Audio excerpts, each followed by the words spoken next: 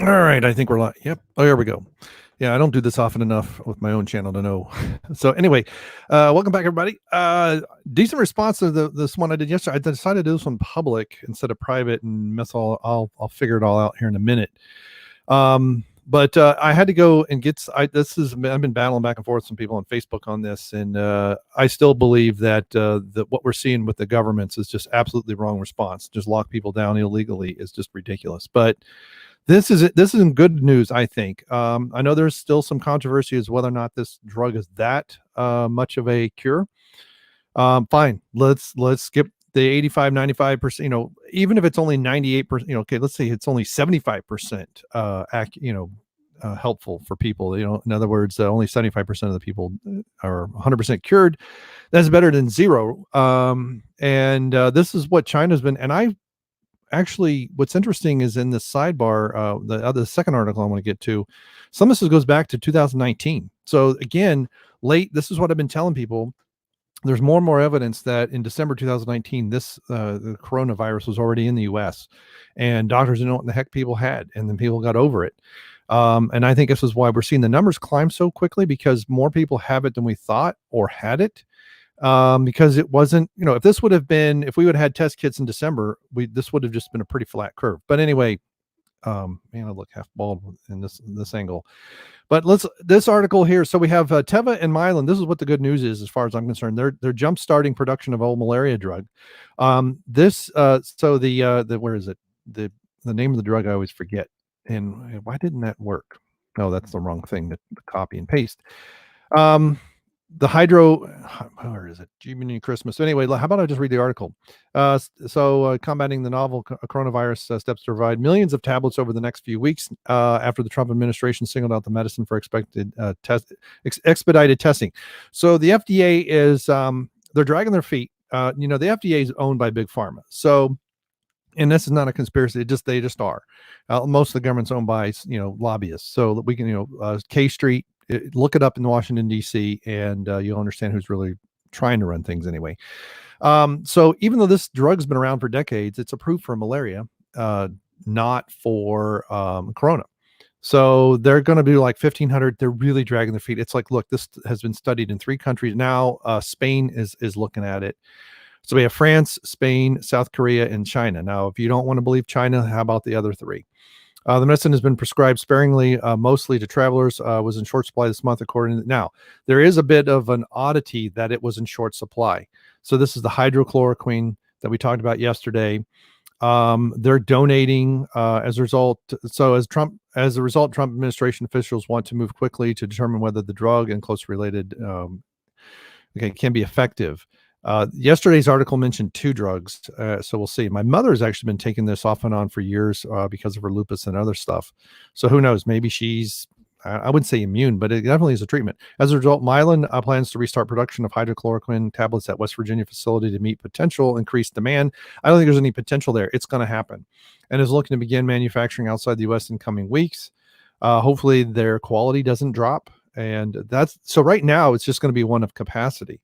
The drug maker expects to begin supplying the pills by mid-April based on existing supplies of the active pharmaceutical ingredient, and ramp up production to provide 50 million tablets to treat a total of more than 1.5 million patients, which we don't have 1.5 million people that have been known to have it in the U.S., but who knows?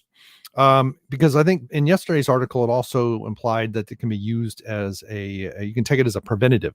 So this is why I was saying yesterday, this is good news.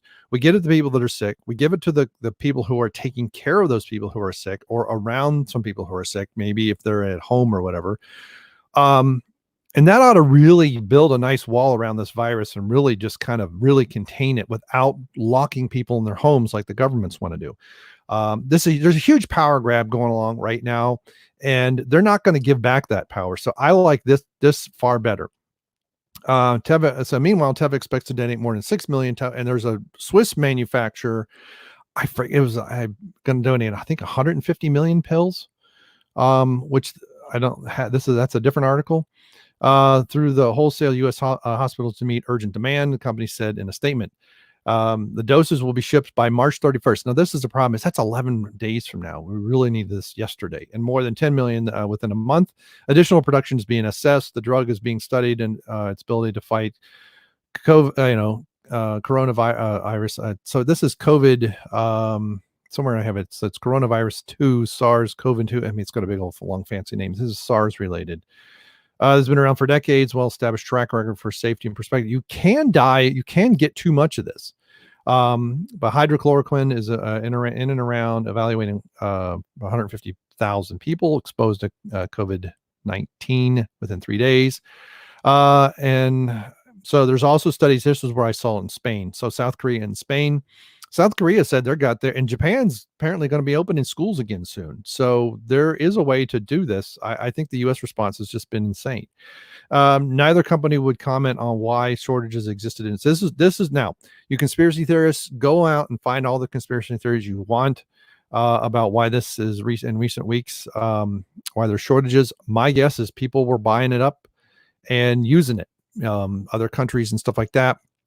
So, an online database of medical papers turns up several abstracts, including discovery drugs to treat coronavirus disease 2019, published by 3 Chinese researchers. And there's that one I don't think I looked at, but this one is one. People say abstracts, and it didn't take long for people saw these abstracts. It didn't allow doctors to write prescriptions, and the drug go to shortage. So there you go. I think this is why the curve is a heck of a lot flatter than we really think it is. But we're just kind of catching up with the US out of test kits and not having proper test kits for so long. We're way behind the curve in understanding who even had it. Pharmacists and physicians need to work together to make sure that the patients who really need these drugs. Yes, that is the other side of this. The black marketeers are going to be pounding on this. The hoarders are going to be pounding this. This is where my libertarian sensibilities I can put aside, because this needs to go to people and not be black marketed. That's not free market economics. So separately, the manufacturer of chloroquine, which also approved to treat malaria, acknowledged a recent shortage, but had indicated previously supplies would be reached by mid-March. So approved for prescriptions although the drug is indicated only for malaria. See, again, FDA going to get in the way. Now, this is the part that pisses me off. Setting a clinical trial. Clinical trials, go look at what, critique. I would say you'd only do clinical trials if you didn't trust the other stuff, the other pieces that have been done. So anyway, let me screen share really quickly this other article, these other 2 articles. So this was one, this is an abstract. I don't go into a lot of detail. This one's it's pretty dry. But again, a lot of the doctors and all of the things listed, and that's just the abstract of it, that this treats very well the virus. And here's the other one.